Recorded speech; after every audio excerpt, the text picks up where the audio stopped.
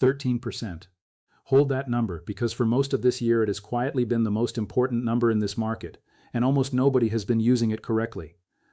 13% is the rate of value-added tax China applies to silver, on imports, on domestic sales. It is why gold and silver are two different species of object inside Chinese law. Investment-grade gold got a carve-out in 2003. Silver never did. Silver is filed as an industrial commodity, and an industrial commodity pays the tax. And for most of this year, 13% has been doing a second job nobody assigned to it. It has been a shelter. Every time somebody pointed at the Shanghai premium and said the East is paying 11% more for the same metal on the same day, the sober reply was that 11 is smaller than 13. The premium sat inside the tax. It looked like a gap and behaved like a wedge, and a wedge is just what a tax does to a price. On Saturday, the 22nd of August, the Shanghai silver premium closed at 13.8%. As I record this on Tuesday, the 25th of August, 2026, the Shanghai benchmark is near $78.48 an ounce against a Western spot around $69, a premium of 13.75%, and Saturday's close was higher than 95.7% of every daily close in that series going back to January 2024, 645 closes. Saturday sat in the top 4%. The number has walked out from behind the shelter. And I want to start by correcting myself, in public, rather than quietly in a pinned comment. I said on this channel a few days ago that the arbitrage never existed because the premium was inside the tax. Right instinct, drawn from a reading of the mechanics that was too clean. The Shanghai Gold Exchange publishes its benchmark before tax. Western Spot is also quoted before tax. So the headline premium is a pre-tax number set against a pre-tax number, and the 13% is not something you subtract from it. For a physical buyer it sits on top. Take the arithmetic the data providers publish themselves. A benchmark near $74 pre-tax plus roughly $9.60 of tax gives a delivered cost inside China near $83.66 against a same-day Western spot near $65. On a delivered basis that is 28.7%. So the correction runs both ways and you get both halves. Against my earlier framing, the premium is not an illusion manufactured by tax. It is a real pre-tax spread that has just made a new relative high against the excitable version. The tax still decides who is allowed to capture that spread. A Chinese registered fabricator who buys metal, pays input tax and charges output tax on a finished product, passes it through the chain and effectively neutralizes it. A Western trader shipping an ounce east to book the difference does not. He meets the tax as a cost, not a credit. The spread is real. The path to capturing it is not open to everybody who can see it. Two different sentences, and most of the internet collapses them into one. That is where we start. Where we finish is a single number I calculated myself, from primary inputs because nobody publishes it in this form. Not the exchanges, not the trade bodies, not the banks. 127. I am telling you now instead of dangling it because the number is the least interesting part. How it is assembled is the video, and by the end you can rebuild it and find my mistakes. You are watching the OG John AG. This is the backup channel of the only authentic and real OG John AG channel. Same person, same research, same data. Not elite version of anything. Unsubscribing, the practical case rather than the flattering one. Channels in this corner of finance disappear, not always with a reason attached and not always with a warning, and reach gets throttled long before anything formal happens. The only answer to that is redundancy, and redundancy is what you build before you need it. Subscribing here is not a compliment. It is a second copy of an archive. Press it if the work stands up. Second item, 20 seconds. There are accounts running my name, my thumbnails, and in several cases a cloned version of this voice. Some attach affiliate links. A few have taken money from people. I am not building a segment out of complaining, because a complaint is worthless, and a method is not. The Patreon page attached to the main channel, OG John AG, is the anchor. Link in the description and the pinned comment. If something is genuinely connected to this work, it is listed there. If it is not on that page, it is not mine. One page, one check, and you never guess again. 3 questions, in strict order, because each only matters if the one before it survived. 1. Is the premium real, or an artifact of how we measure it? 2. If it is real, can anybody act on it, or is it behind glass? 3. If it is behind glass, how much metal is on the other side, and how long would it last? Question 1. Is it real?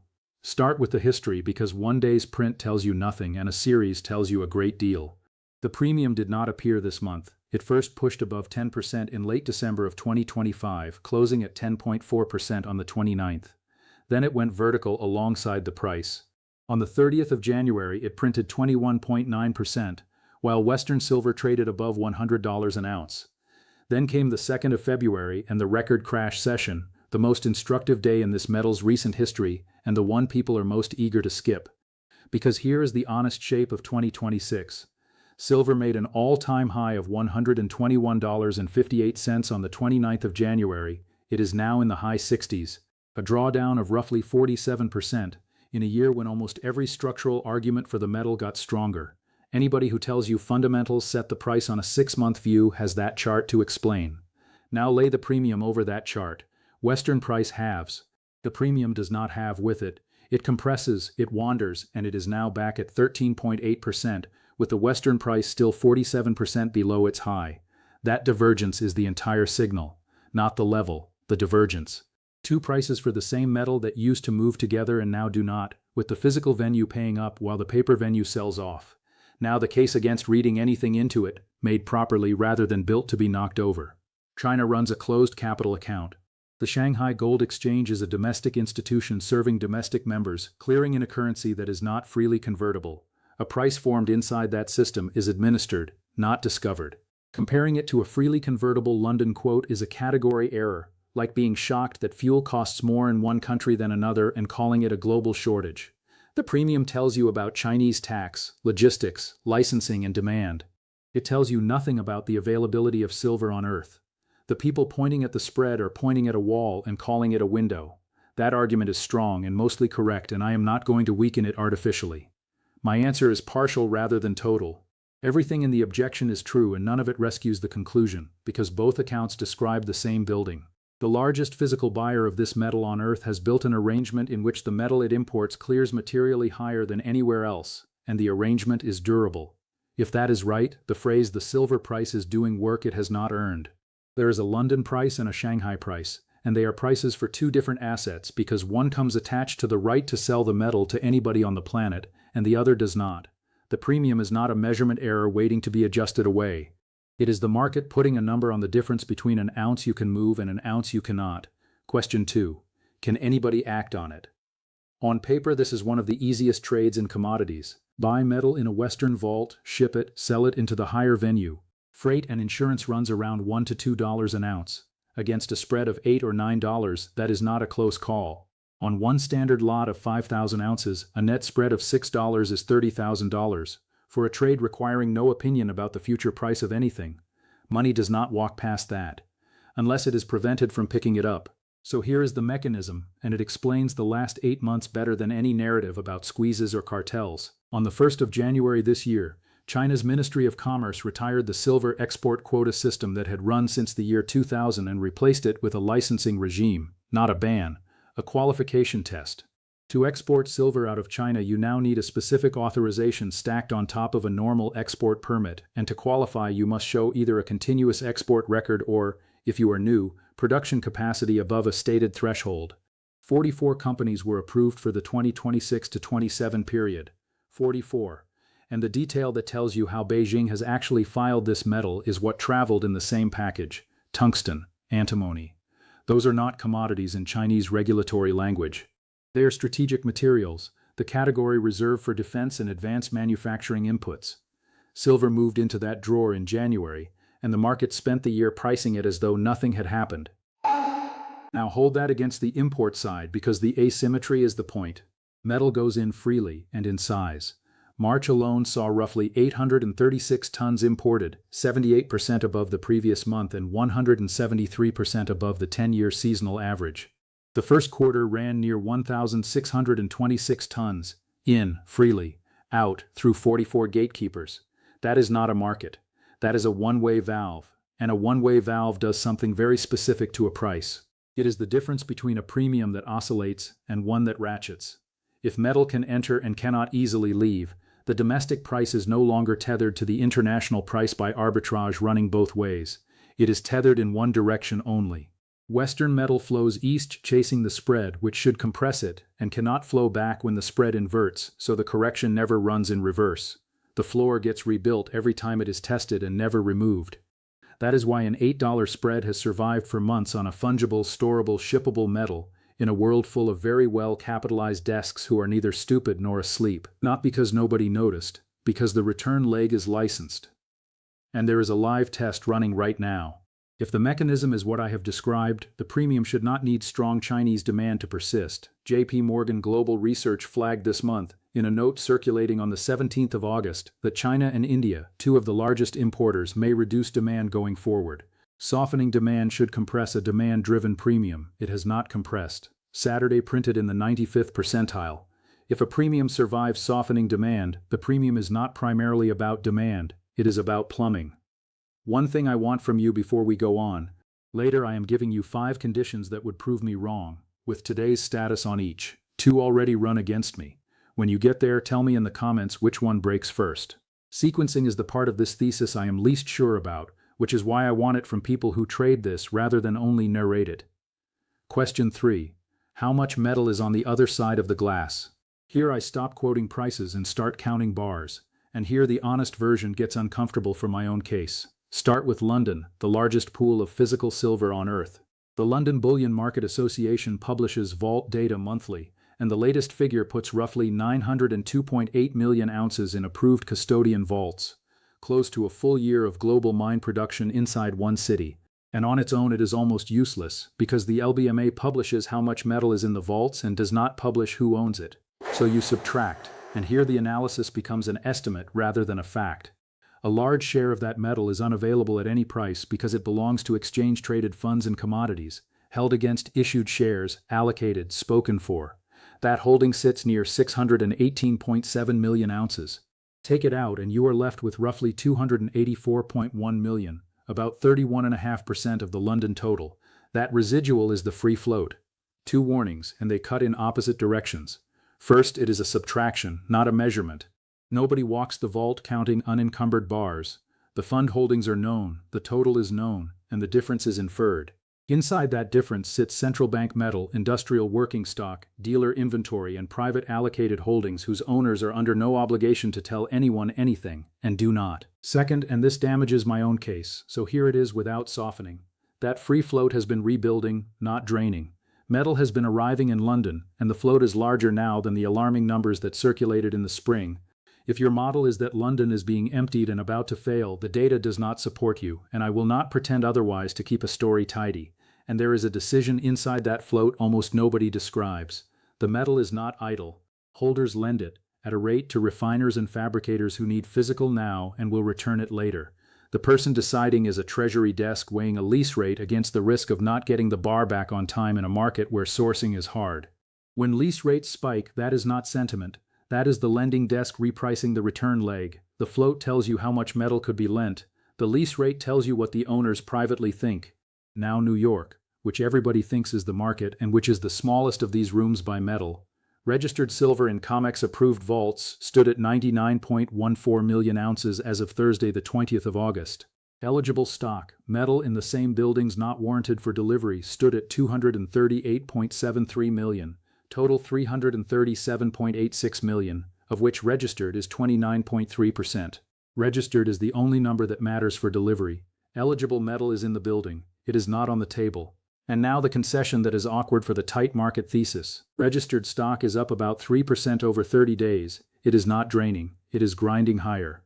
Over the same window, 1,512 contracts were stopped for delivery, 7.56 million ounces, and every one was delivered. Nothing failed. Nothing has failed.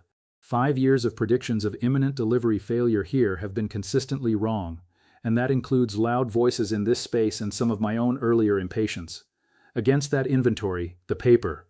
Total open interest in COMEX silver futures, at the latest commitments of traders' positioning date, Tuesday the 18th of August, is 120,117 contracts, 5,000 ounces each.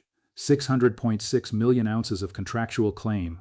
Divide claims by registered metal, 6.06. 6 claims on every deliverable ounce, and that is not a scandal.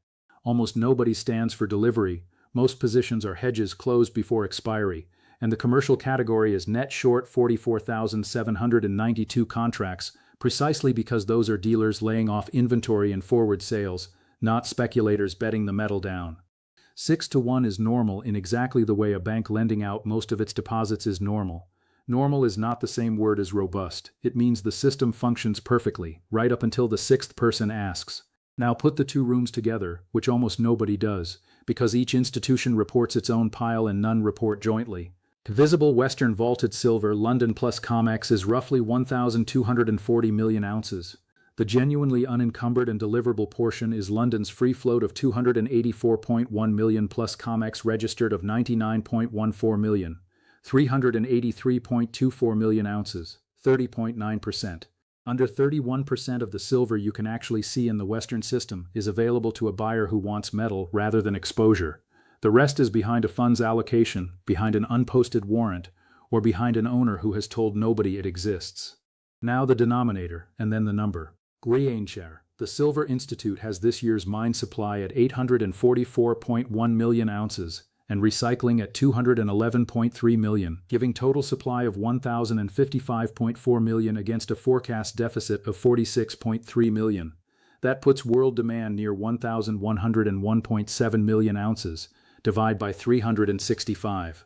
The world consumes roughly 3.02 million ounces every single day, 383.24, divided by 3.02, 127 days. Read that again. Every ounce of silver in the Western system that is both findable and free to move, added together, is about 127 days of world consumption. That is not the supply, that is the buffer. Now be exact about what it does not mean, because a number like this is easy to misuse. It does not mean the world runs out of silver in 127 days, obviously not. Mines produce every day, refiners run every day, scrap flows every day, and most consumption is met out of that flow rather than inventory. The buffer is not the fuel tank, it is the shock absorber. What it measures is how much room the system has when the flow is interrupted. One strike at a major base metal complex, one refinery outage, one export regime tightening by a country that has already told you in writing how it files this metal. And it is smaller than it looks, because those ounces are not in one place, not under one legal system, and not reachable by any single buyer. One more framing because it lands differently. Global industrial consumption this year is expected to ease about 3% from last year's 657.4 million ounces to roughly 637.7 million. Call it 1.75 million ounces a day. COMEX registered stock, the entire deliverable inventory of the world's benchmark futures exchange, is 57 days of it. 57 days, and that is the metal you can actually get. Now the part of this week that will move your entry price more than everything above. I am not going to pretend vault arithmetic sets prices on a 5-day view. Yesterday, Monday the 24th, gold pushed to its highest in more than 3 months, up around 1.6% near $4,677 an ounce, its best since mid-May.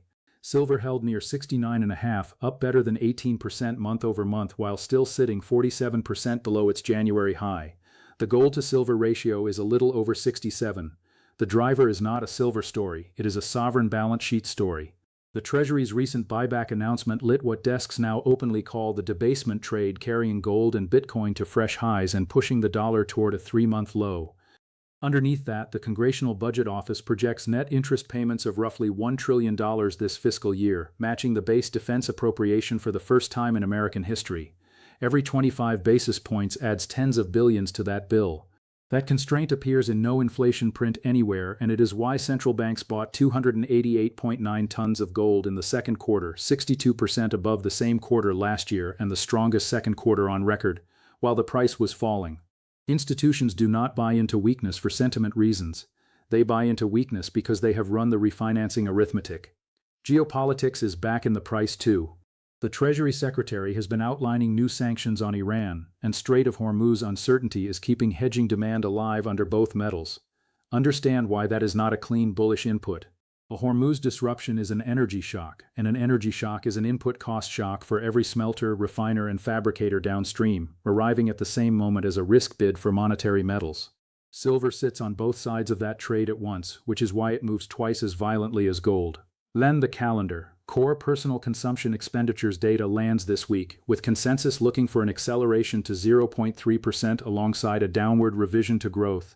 Hot inflation with slowing activity is the hardest configuration a central bank can be handed, and this committee is already split. The July 29th meeting held at 3.5 to 3.75% on a 9-3 vote, 3 members dissenting in favor of an immediate hike. In June, 9 of 18 participants penciled in at least one more hike before year-end. Markets price roughly a 1 in 3 chance of a September increase. And Chair Warsh delivers his first Jackson Hole keynote on Friday the 28th, 10 in the morning New York time, 19 days ahead of that decision. He took office on the 22nd of May. He has deliberately cut how much the Fed telegraphs before meetings, and he has said his remarks will address long-term structural questions rather than guidance. Almost no positioning anchor, genuinely two-way risk into a thin late August tape. That speech can move silver several dollars inside an hour, and it cannot issue a Chinese export license. It cannot tell you who owns the metal in a London vault. It cannot put an ounce into a COMEX registered warrant, 2 different clocks. Rate expectations set the price of an afternoon. Vault arithmetic sets the shape of a decade. People get badly hurt confusing the two in both directions. Now I take my own thesis apart because a video that only argues one way is not analysis, it is advertising. And the strongest case against everything above is not a conspiracy rebuttal, it is boring, and boring arguments win more often than dramatic ones. This year's forecast deficit is 46.3 million ounces against total supply of 1,055.4 million, 4.4%. The 6th consecutive annual deficit, and in percentage terms a rounding error. Last year's was 40.3 million on supply of 1,090.4 million, and total supply rose 7%, with recycling at its highest in 13 years and forecast to rise another 7% this year. Recycling is this market's self-healing mechanism, and it responds to exactly one input, which is price. Every dollar higher pulls more metal out of drawers, scrap yards, and end-of-life electronics. Then the demand-side risk, which is the one that genuinely worries me. JP Morgan's note this month flagged that solar manufacturers, historically the largest industrial consumer, are adopting technologies that reduce their silver dependence. Each panel uses roughly 10 to 20 grams depending on cell architecture, and the direction of travel across cell generations has been relentlessly downward. Understand who makes that decision. Not an investor with a view on silver, a materials engineer whose constraint is conductivity per unit of cost, and a procurement manager holding a contract signed at a price that no longer exists. Neither is bearish. Neither has an opinion on the metal at all. When the input price doubles, the instruction that comes down is to find out how little of it the design can tolerate. And that instruction is not withdrawn when the price falls back, because the redesign has already been paid for. Thrifting is reversible in theory and permanent in practice. Substitution is permanent in both. So the bearish case in one paragraph: a 4% shortfall, inventories building, registered stock rising, every delivery met, recycling at a 13-year high and climbing, the largest end user engineering the metal out of its own product, and a price 47% below its high with speculative positioning washed out to the 20th percentile of 60 weeks. That is not a market in crisis, that is a market in tension, a duller word and much likelier to be the right one. So here is the falsification list, stated in advance, specific enough to check without my permission. 1. If the Shanghai premium falls below roughly 2% and holds there a full month, the separate rooms argument is finished, and I will say so here. Status: Saturday closed at 13.8%, 95th percentile of its own history. 2. If the Ministry of Commerce widens the license list well beyond 44 firms, or reverts to quotas, the valve has a door in it and the premium should compress. Status: 44 approved for the 2026 to 27 period. 3. If London's free float rises across 3 consecutive vault reports while fund holdings also rise, metal is accumulating rather than rotating, and my deliverable scarcity claim weakens badly. Status: the float has been rebuilding, point against me. 4. If COMEX registered climbs through roughly 150 million ounces, the claims ratio falls toward 4 and New York stops being the thin room. Status: 99.14 million and grinding higher. Second point against me. 5. If solar substitution moves from thrifting into outright replacement by copper-based metallization, qualified at scale and underwritten across 25-year warranties, the demand side leaves and none of the above matters. Status: the technology is real. The qualification is not finished, and the direction was flagged this month, 2 of 5 currently against me. I would rather say that myself than have you find it and reasonably conclude I was hiding it. What to watch, in order of how fast it updates. The Shanghai premium is daily and is the highest frequency read on physical stress anywhere. COMEX registered stock is daily and covers the thinnest room. Chinese monthly import tonnage tells you which way the valve is running. The LBMA Vault report is monthly and covers the largest and most opaque pool. And lease rates, when you can get them, tell you what the owners think of the odds of getting the metal back. And what none of this tells you, because the omission is where people get hurt. Nothing about next week, nothing about next month. A central banker can move this metal $10 in a fortnight with a sentence, and there is a podium on Friday. Anyone converting vault arithmetic into a date on a calendar is selling you something. This is my own reasoning about a market I find fascinating, not instruction about what anybody should do with their money.